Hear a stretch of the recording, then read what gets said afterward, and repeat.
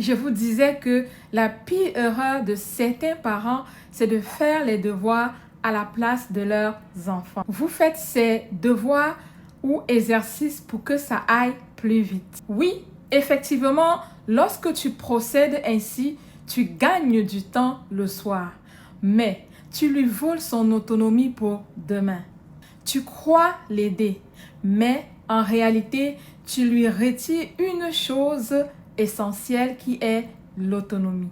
C'est comme si tu apprenais ton enfant à faire du vélo, mais que tu pédalais toujours à sa place. Oui, il avance, mais le jour où tu lâches, il tombe. C'est pareil avec les devoirs. Si tu les fais toujours à sa place, il n'apprend pas à avancer seul. Il ne parviendra peut-être jamais à faire un exercice ou un devoir du début jusqu'à la fin tout seul. Aujourd'hui, on va voir ensemble comment accompagner ton enfant pour qu'il fasse ses devoirs de manière autonome, même s'il est en difficulté scolaire, anxieux ou s'il a des besoins spécifiques. Tout d'abord, il est important de comprendre la vraie mission des devoirs. Beaucoup de parents pensent que les devoirs sont faits pour vérifier si l'enfant connaît tout. Mais non, les devoirs, c'est un entraînement quotidien ou à répétition. Un peu comme les sportifs qui répètent les mêmes gestes chaque jour. Les devoirs permettent à l'enfant de consolider ce qui a été vu en classe. Ça lui permet également d'apprendre à gérer son temps. Et pour finir, ça construit la confiance et la persévérance chez l'enfant. Mais si toi, parent, tu fais à sa place chaque jour, non seulement on fausse le but, mais tu lui envoies le message de « tu n'es pas capable, laisse-moi faire à ta place ». Et c'est destructeur pour sa confiance. Si tu passes le temps à faire des devoirs à la place de ton enfant, résultat, il dépend toujours de toi. Il perd confiance en lui et parfois déteste apprendre. Après avoir compris la vraie mission des devoirs, il est aussi important d'installer les bonnes conditions. Pour ce faire, avant de commencer, questionne-toi à savoir, est-ce que mon enfant a un environnement qui l'aide à réussir? Voici 3 bases indispensables. La première base, c'est un coin de voix calme, sans distraction. Pas besoin d'un bureau design. Une table claire, quelques fournitures et surtout pas la télé allumée derrière. Réduisez au maximum tous les stimuli qui peuvent nuire à la concentration de l'enfant. La deuxième base, c'est d'adopter un horaire régulier. Par exemple, après la collation et 15 minutes de jeu pour décompresser entre 2 périodes de devoirs. Par exemple, si vous faites les devoirs pendant 1 heure, après 30 minutes, laissez l'enfant décompresser. Il est important d'adopter un horaire régulier parce que les enfants adorent la routine. Ça les sécurise énormément. La troisième base, c'est l'utilisation des supports visuels, comme un petit tableau avec la liste des étapes, un minuteur ou time timer visuel, ou même des pictogrammes pour des enfants à besoins spécifiques. Exemple, pour un enfant TDAH, travailler dans le salon avec du bruit, c'est mission impossible. Mais avec un sablier ou un time timer, c'est qu'il doit rester concentré pendant 10 minutes avant de se lever ou faire une pause.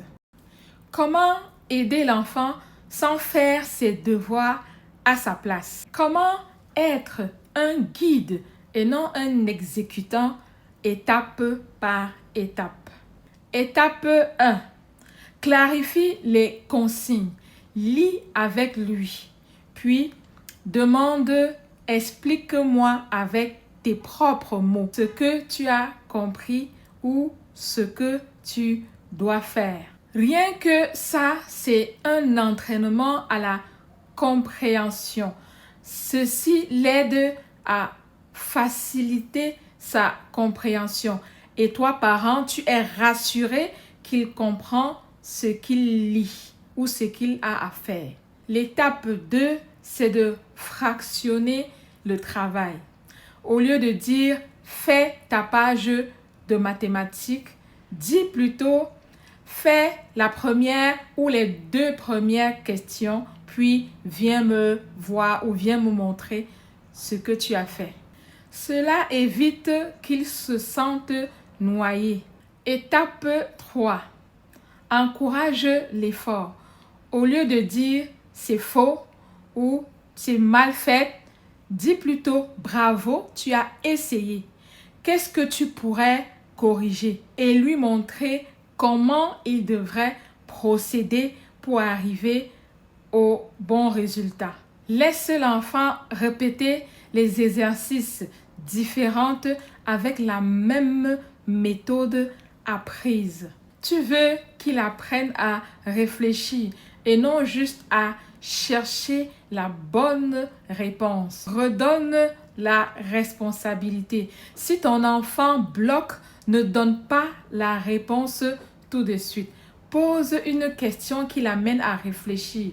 Donne des indices de réponse graduellement. Mon rôle en tant que parent, c'est de mettre une lampe dans ses mains et non d'éclairer tout le chemin à sa place. Voyons voir maintenant comment adapter selon les besoins spécifiques. Et bien sûr, il faut adapter selon la situation de ton enfant. Un enfant autiste, par exemple, aura besoin des supports visuels, toujours la même structure et des pauses prévues. Un enfant TDAH aura besoin des séances courtes et dynamiques. Par exemple, 10 minutes de travail, 5 minutes pour bouger, puis retour au travail. Pour un enfant avec un retard global de développement ou des difficultés scolaires, le parent devrait opter pour des consignes simplifiées, avec beaucoup de guidage au début, puis retrait progressif de l'aide donnée. Pour un enfant anxieux, le parent devrait opter pour des encouragements doux. Rassure-le avec une phrase clé. Tu n'as pas besoin d'être parfait. Tu dois juste faire de ton mieux. Et ça, c'est encourageant et motivant pour l'enfant. Voici quelques bénéfices à long terme. Quand tu accompagnes ton enfant de cette façon, les résultats sont incroyables. Il développe son autonomie. Il prend confiance en ses propres capacités. Il comprend que les erreurs ne sont pas des échecs, mais des étapes normales de l'apprentissage. Et surtout, les devoirs ne sont plus une guerre de tranchées, mais un moment d'entraînement et de croissance. Pour finir, retenons que les devoirs appartiennent à ton enfant et non à toi. Crée un environnement calme et régulier. Sois un guide. Pose des questions. Encourage. Fractionne. Adapte ta méthode à ses besoins spécifiques. Alors, dis-moi en commentaire. Est-ce que ton enfant te dit souvent « Je ne veux pas faire mes devoirs » ? Comment réagis-tu? Like si cette vidéo t'a aidé. Partage-la avec d'autres parents et surtout abonne-toi à notre chaîne Oasis du coaching parental pour transformer chaque défi scolaire en victoire familiale. À très vite.